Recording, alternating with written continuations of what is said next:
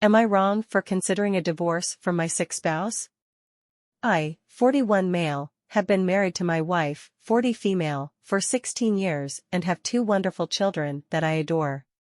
I've been struggling for the last handful of years because my wife has been battling unknown health issues that have made her participate less and less in the family.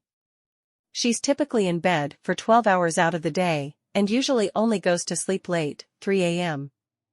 She experiences frequent migraines and various inflammation-related issues, and is taking medication for depression. I've tried to do what I can to support her by researching doctors and treatments to explore. I've recommended she also try therapy since I know she has some family issues in her past she hasn't sorted out yet. She has declined/not moved forward. She takes some steps to try to make progress, but those steps are few and far in between and usually at my prompting. I know she is frustrated by having tests come back as normal. I also worry she doesn't properly manage her pain. She doesn't explore the migraine pain medications to alleviate the symptoms that plague her. All this has translated into years of me having to bear most of the burden of keeping the family running. Fixing/maintaining the house, doing vast majority of the household chores, and spending quality time with the kids on the weekend and planning family events. I work in a high-stress job and I'm the sole breadwinner for the family. Our sex life has been non-existent for over 5 years.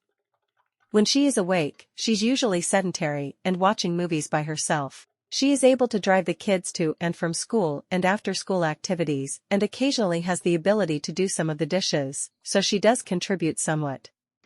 There is a part of me that wants to persevere and stand by her because she is the mother of our children and there is still love between us, however faint.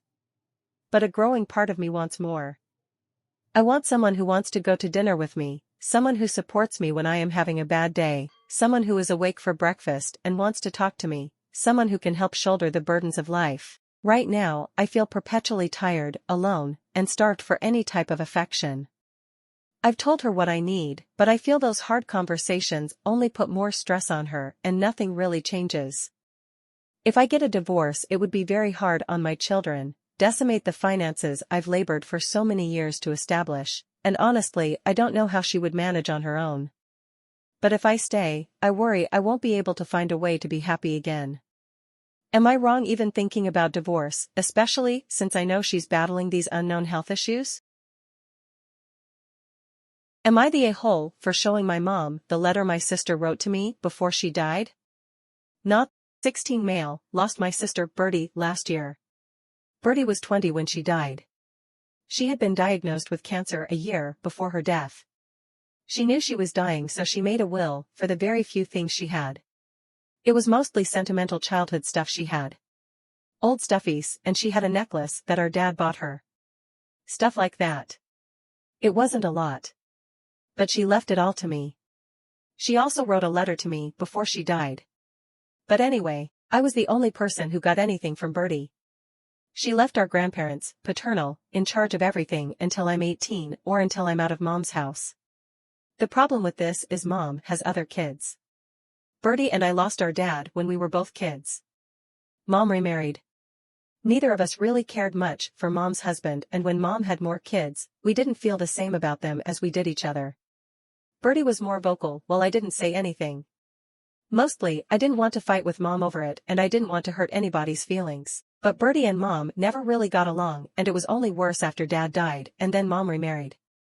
The fact Bertie left nothing for our half-siblings and never even wrote them a goodbye letter bothers mom, and it really upset them because they wanted to know why she wrote to me and left me her stuff, but not them. They wanted to read my letter, but I said no. It became a fight with mom then, and she wanted to know why Bertie left the rest of the family nothing and why even when she knew she was dying she couldn't find a way to embrace the other kids enough to give them something, a small goodbye. I showed mom the letter because Bertie wrote a lot about her feelings and mentioned things she and I talked about when mom wasn't around. I knew the letter would be a lot.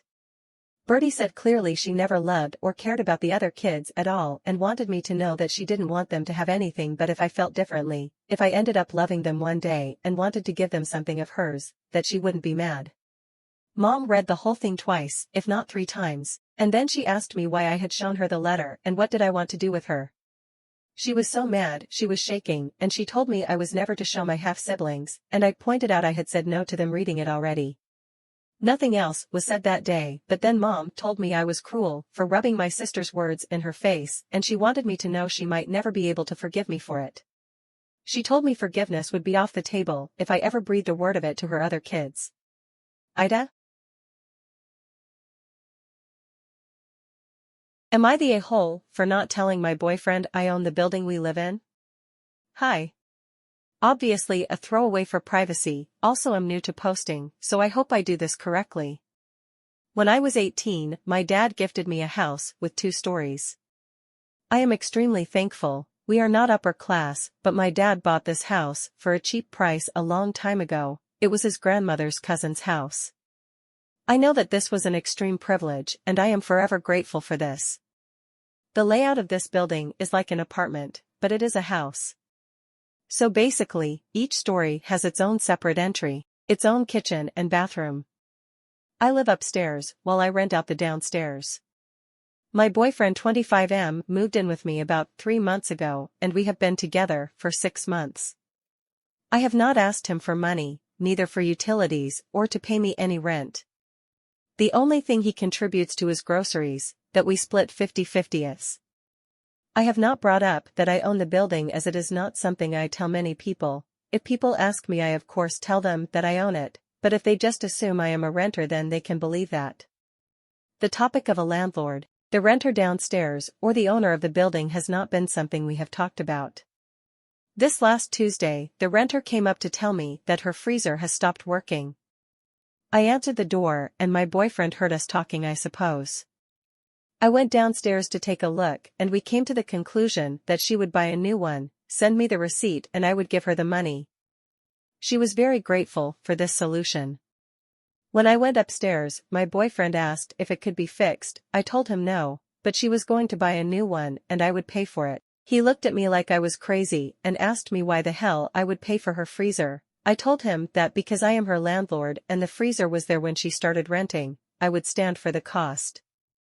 He just asked me if I was serious, to which I said I was. He began screaming at me, asking him why the hell I would hold this information from him and that I was an evil person.